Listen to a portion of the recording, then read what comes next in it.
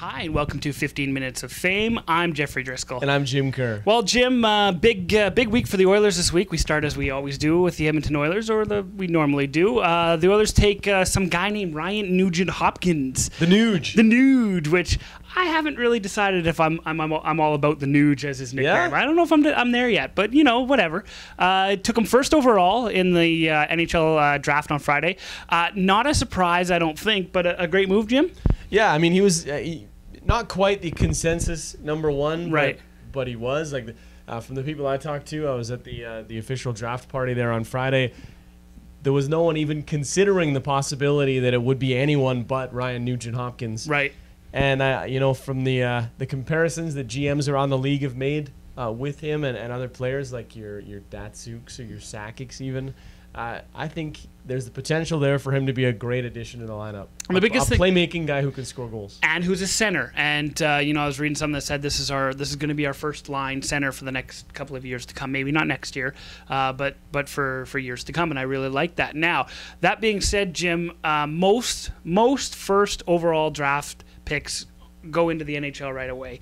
Are you thinking that's how it's going to be for Ryan Nugent-Hopkins, or would you prefer to see him go back to junior for a year? Well, what's interesting is in the Oilers lineup right now, they've got two examples of doing it one way or the other. Yeah, that's right. You've got Taylor Hall, who came in right away, deservedly so. Yeah.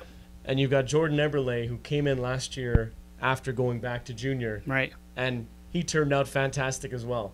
So I think really what they're going to look at is they're going to see how he comes into camp.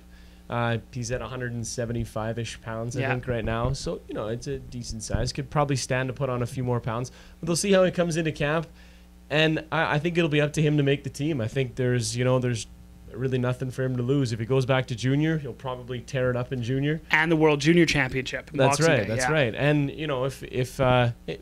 Should they put him down to the farm team even? That's another option. Yeah, that is another option. I mean, the thing is, you put him back down to junior. He's only playing an hour and a half away. He's in Red Deer, and again, the World Junior Championships this year are in Edmonton and Calgary. So we're going to see him tear it up in Edmonton and Calgary. So he won't be that far away. And are the Oilers going to be a playoff team next year? Are they going to be going for it next year? I'm reading things that say, yeah, absolutely going for a playoff spot, or no, it's still going to be another year after that. So it's tough to call. I just hope that the Oilers are at the very least in that pack. Yes. That's in the hunt. Agreed. Even if they're at the lower end of that pack, or I want them to be fighting for. It can't be something. Another year like last year. No. But Ryan Nugent-Hopkins, he's got one thing that he's got that maybe a lot of players don't have as well is vision on the ice. Yeah, I love it.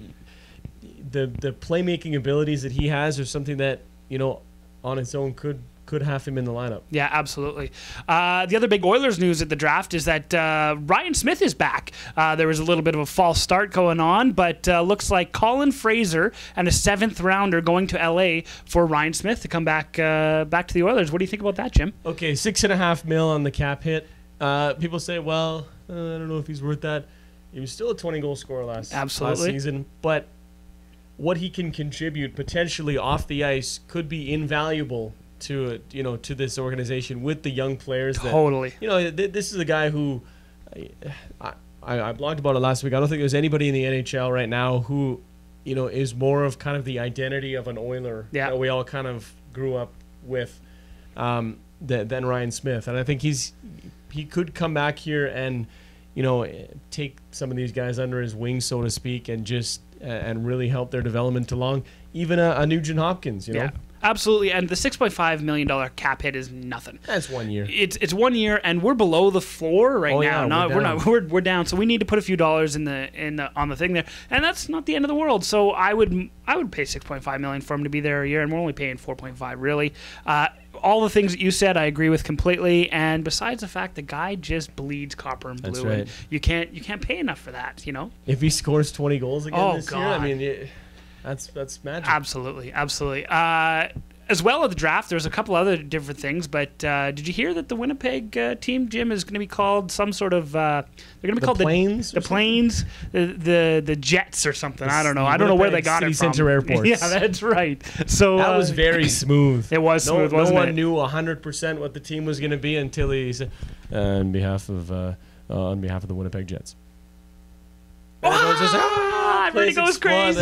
The country just And they had the live feed from the NTS Center. The people there going nuts, and everyone's going, good, I don't have to buy a new jersey. No kidding. But you do, because there's going to be a new logo. Yeah, of course there's going to be maybe even a new color scheme. I'm kind of excited. Well, they got to make more money. They got to have people buy those jerseys, so that's how they're going to do it. It was an interesting week elsewhere in the league. The Flyers take 20 years and $105 million off of their books, Jim, shipping Jeff Carter and Mike Richards to Columbus and LA, respectively. Then they sign Ilya Bryzgalov to a 9-year, $51 million contract. He's going to be making $10 million next year, Jim. Highest paid player in the National Hockey League, that's Ilya Bryzgalov. Just give me a rundown on all those trades and what you think is going on there. Okay, I cannot believe that they dealt Carter and Richards. That's surprising. Man. And within 20 minutes of each other. Very surprising. I'm excited for Rick Nash. Yeah. To have Carter in Columbus. Oh, that's nice. And I think Richards will be a great fit in Los Angeles. Ilya Bryzgalov, I know the Flyers have had issues with goaltending over the years, past few years, or maybe even beyond that. But here's... okay, Bryzgalov tanked in the playoffs. Big time. He's not necessarily a great playoff goaltender. Great in the regular season. Yep. That could be enough. I'm sure they're just happy to put a bit of goaltending, controversy or what have you behind them. But what's with the long contracts? Oh, wow. No kidding. You just signed two guys to big deals.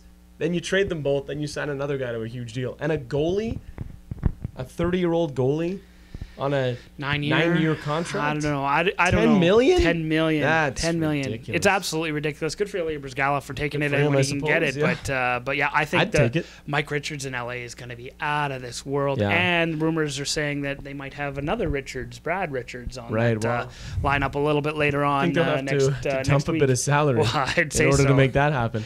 But I'm very happy for Rick Nash. Yeah, absolutely. They're going to light it up. They're going to light it up. I love that guy, but I've always felt kind of bad for him that he doesn't have much around him in Columbus. So which is why it's so much fun watching him play for Team Canada, because you're like, I know, I can pass to people. What? Then on draft day, we'll keep going with the trades. Devin Setaguchi to Minnesota, Brent Burns to San Jose, which everybody kind of thought was going to happen anyways. Brian Campbell to Florida, which is really interesting. I thought. Yeah. Hopefully there are going to be a few more big moves here before the July 1st UFA. It'll give us something to talk about, friend. Thank God. And then after July 1st, some more good stuff. Exactly. But Campbell to Florida is a bit surprising. Yeah, Campbell's there was rumors that he was going somewhere else before that. Yeah. Setaguchi, they just signed him to a deal and shipped him off. He must not have been sign pleased. and trade stuff. Exactly. But Burns in San Jose is a good move. I like that. Quickly on to the NHL awards, which were last week.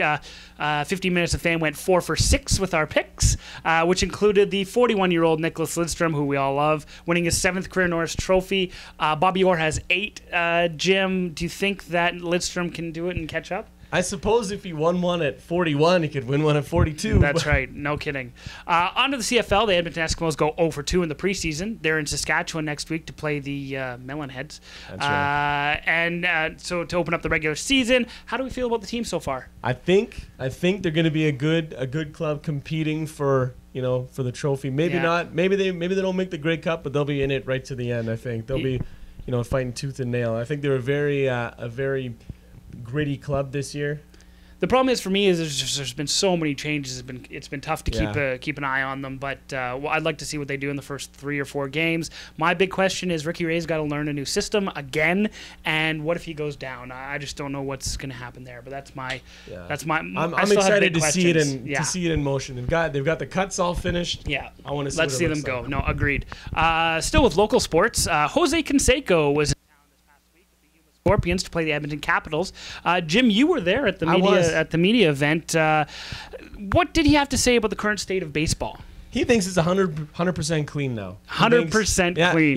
He thinks it's good. He says, and he probably says he did it all too. Well, he says you'd have to be a moron to. Well, you would have to be a moron. Well, guys are still trying it. There's lots of suspensions in the minor leagues. Absolutely. Manny Ramirez just quit because he got caught again. But I mean. You look 10 years ago to now, it's probably cleaner, 97% cleaner. Yeah, that's right. And it was interesting to hear him talk because I've never, obviously been up close to him like that. And he's a big boy though, isn't he? Yeah, he's a very big boy. Oh yeah, but he says that when he wrote his book Juiced, that kind of outed himself and others. No one really believed him at the time, and he was hoping that someone would come out and say, yeah, what he's saying is true, but. no one did because anyone that wanted a future with the league couldn't. That's right. But he says that he feels like he kind of played a bigger part in cleaning up the game. Well, I mean, good for him. I'm glad he shot a spotlight on it. Personally, I think he did it more for the PR than to save the game. But at least he shot a spotlight on it. It's tough to know, I guess. Yeah, it is. Agreed. So we're going to move on to the GABBYs here. We don't have a whole lot of time, but on the good side, big week for Red Sox slugger David Ortiz, Big Papi. He got to do something the Vancouver Canucks have never done, lift the Stanley Cup. Yeah, that's right. Yeah, and he stole a base for the first time since 2008. Did you see the stutter step, Jim? I love it's seeing fantastic. That big guy move. No kidding, fantastic.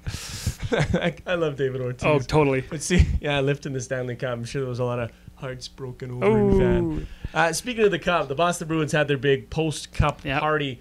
Their bar tab for the night, $157,000 almost. Unbelievable. That's what you make in a year, right, well, Jim? About that. Yeah, but right. I wouldn't blow it all in one night. No, like that. Of course. Which included, though, the biggest, most expensive bottle of champagne I've ever seen. Yeah. Zdeno Chara needed help to lift it. Wow. I mean, we saw him lift the Stanley Cup. That's a big bottle bottle of champagne. He threw that thing around like it was a... I don't know what, but yeah, that's fantastic. But not as impressed though with him. Speaking of Zdeno Chara, him rocking an Ed Hardy T-shirt. Do they even make Ed Hardy T-shirts that big? I think it was a couple sewn together. Yeah, that's right. We have to give a good to the country of Mexico and the soccer team who rallied from a 2-0 deficit to beat the U.S. 4-2 in the Gold Cup final. Down 2-0. The Americans thought they had it. They really didn't. And they would. Win, yeah, they would exactly. And to have go 4-2 was absolutely amazing. But you got to think the crowd had something to do with it. There were 93,000 people there, Jim. What do you think? That's unbelievable. Yeah. Like you think of the atmosphere at a hockey game, like say an Oilers playoff game. Hasn't been one in a couple of years, but I've been to one playoff game and it was the most unbelievable atmosphere. Just loud. So times that by like 4. Unbelievable. Or more. Yeah. I'm not no mathematician. I'm not a accountant or yes, anything. Exactly. But bet you it was insane. 93,000. Woo! Especially when they managed to tie it up and then go ahead, the place probably went crazy. No kidding. On the bad side, reports say that executives in 4 of the 6 big college conferences, football conferences, are making at least $1 million each. I don't know if you recall hearing about players getting in trouble, sanctioned for taking like $500 or getting to use a car or something like that. So these guys are punished viciously for any type of improper benefit. These other guys are making millions of dollars on their back. The schools make millions of dollars. Bit hypocritical. Well, totally, and it's not news that the schools make unbelievable amounts of money off the backs of these kids. A lot of them, a lot of the kids really are kids, and they do come from impoverished backgrounds and that kind of thing, and really could use the $500 from. They're kids who we don't. Were all students. Well, exactly, and these people are students, and they're playing their hearts out, and I just think it's absolutely hypocrisy, and it's absolutely brutal. Yeah, absolutely brutal. Did you hear about Ron Artest, Jim? He wants to change his name to, get this, folks, Meta World Peace. Sorry, I got to read it. I just got to make sure exactly what it is. Meta appears to be a Buddhist word meaning loving kindness, which that's also what Geoff means, is loving kindness. World Peace is pretty self-explanatory. How would that look on a Lakers jersey, though, Jim? He's trying to make sure he can get it on his jersey. I don't know. I don't know what he's going to do. That guy is crazy. And speaking of names and basketball, the Good final bad goes to a guy the Minnesota Timberwolves just drafted. His name is apparently Targai Ngombo. Good. That's good. That's something good. Like that. Yeah. But his name apparently isn't that. It's weird. Tanguy Ngombo, and he's not 21. He's apparently 27.